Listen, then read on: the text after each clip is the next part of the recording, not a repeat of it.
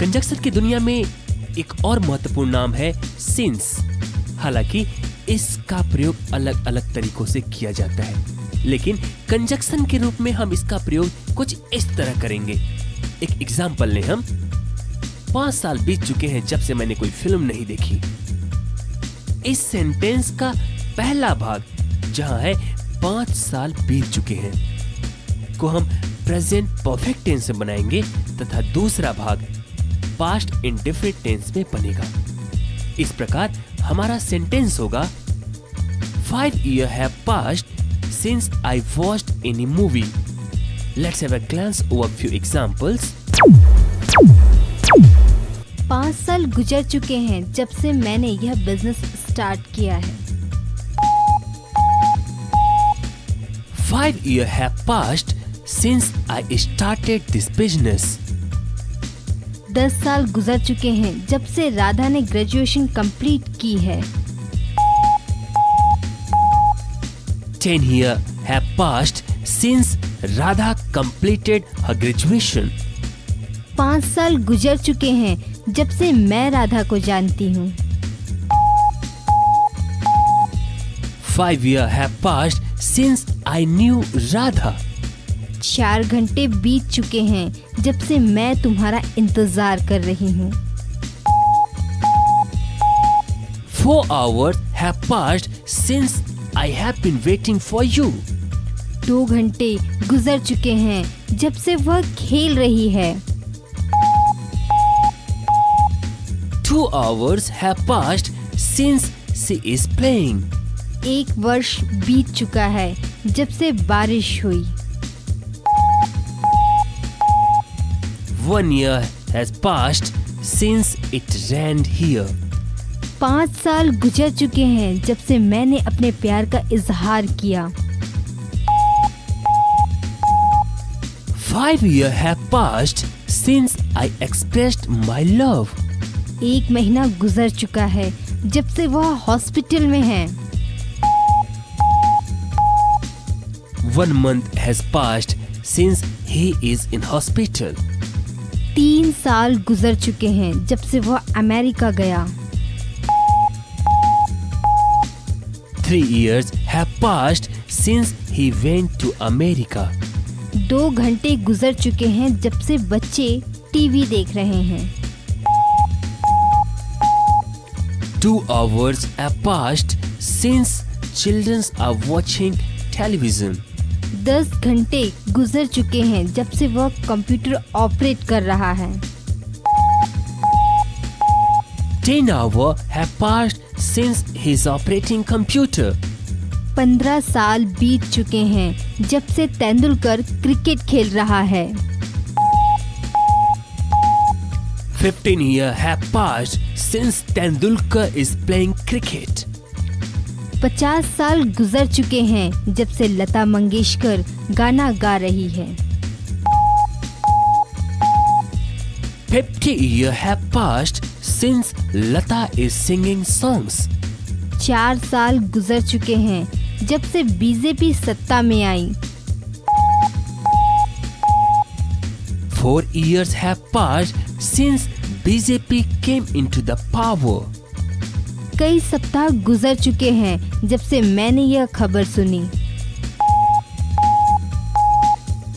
Many weeks have passed since I heard this news.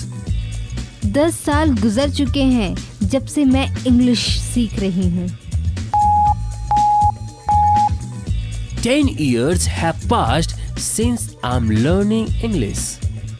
3 घंटे गुजर चुके हैं जब से राधा डांस कर रही है। 3 hours have passed since Radha is dancing. 4 घंटे गुजर चुके हैं जब से हम बातें कर रहे हैं। 4 hours have passed since we are talking. कई साल गुजर चुके हैं जब से मैं मोहन से मिली।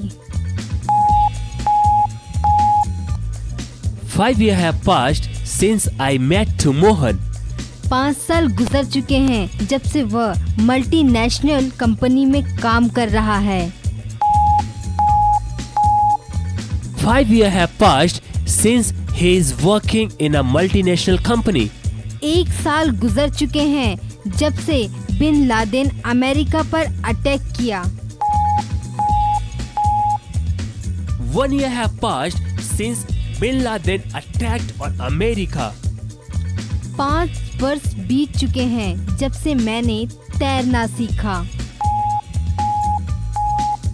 5 years have passed since I learned how to swim.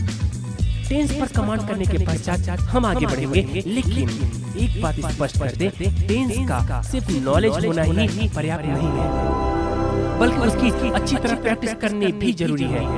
जितनी ज्यादा प्रैक्टिस आप करेंगे उतनी ही जल्दी फ्लुएंसी गेन कर सकते हैं आप। अब हमारा अगला फेज होगा रैपिड एक्सेल स्टडी का।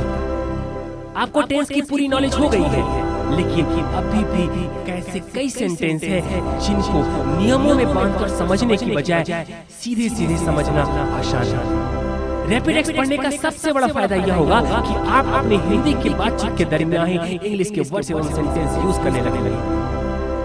वैसे भी आज के तथाकथित सोफिस्टिकेटेड सोसाइटी में आप अपने हिंदी के दरमियान जितनी ज्यादा इंग्लिश के शब्दों तथा वाक्यों का प्रयोग करते हैं, आपको उतना ही शब्द तथा एजुकेटेड माना जाएगा। आपके लिए यह सिचुएशन बहुत फायदेमंद है। महत्वपूर्ण बात यह है कि आप कभी भी यह मत सोचिए कि अचानक ऐसा कोई दिन आएगा और आप अपनी सारी बातचीत इंग्लिश में करने लगेंगे। ऐसा कोई एक दिन कभी नहीं आएगा। इसकी शुरुआत धीरे धीरे आज से ही। मान लीजिए आज आप अपने 10 मिनट की हिंदी की बातचीत के दरमियान 5 इंग्लिश वर्ड्स और सेंटेंस का प्रयोग करते हैं, तो इस रेशो को ही बढ़ाते जाइए। आज 5 वर्ड्स एवं सेंटेंस है, कल 10 वर्ड एवं सेंटेंस होंगे और कुछ दिनों बाद सारी बातचीत इंग्लिश में ही होने लगेगी। इसके लिए आपको rapid x English speaking course पढ़ना होगा। तो हमारा अगला स्टेप होगा एक rapid x English speaking course खरीदिए और अच्छी तरह पढ़िए एवं साथ साथ आपने जो पढ़ा उन छोटे छोटे सेंटेंस को अपने हिंदी के बातचीत के दरमियान प्रयोग करना शुरू कर दीजिए। अगर आप यह कर सकते हैं तो सफलता आपके कदमों में है। आगे बढ़िए, सफलता एक दुल्हन की भांति बेसब्री से आपका इंतजार कर रही है।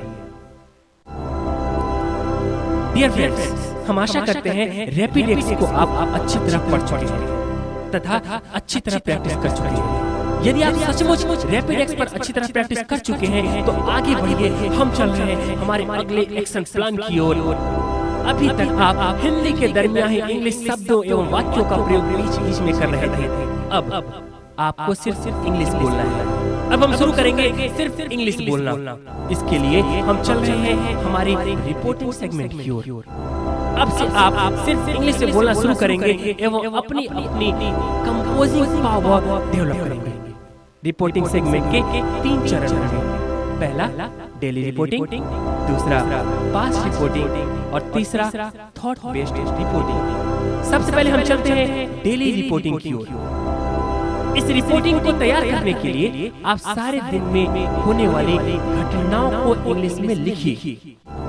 जैसे मैं सुबह 5 बजे उठा, 9 बजे ऑफिस गया, मिस्टर शर्मा से मिला, दोपहर 1 बजे मैंने लंच लिया, शाम को मैंने क्रिकेट खेला, टेलीविजन देखा। इस तरह के छोटे छोटे सेंटेंस की रिपोर्टिंग आप 1 सप्ताह तक डेली बनाइए। आपकी एक रिपोर्टिंग कम से कम 2 पेजेस की होनी चाहिए। रिपोर्टिंग बनाने के पश्चात एक बार पढ़कर कॉपी बंद कीजिए एवं मिलिए अपने पार्टनर से।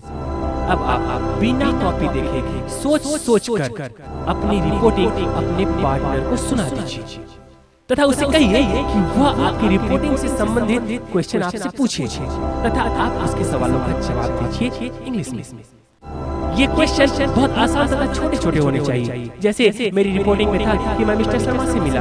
अब मेरे पार्टनर ने मुझसे पूछा कि मैं मिस्टर शर्मा से क्यों मिला, मैं मिस्टर शर्मा से कब मिला, मैंने उससे क्या बातचीत की।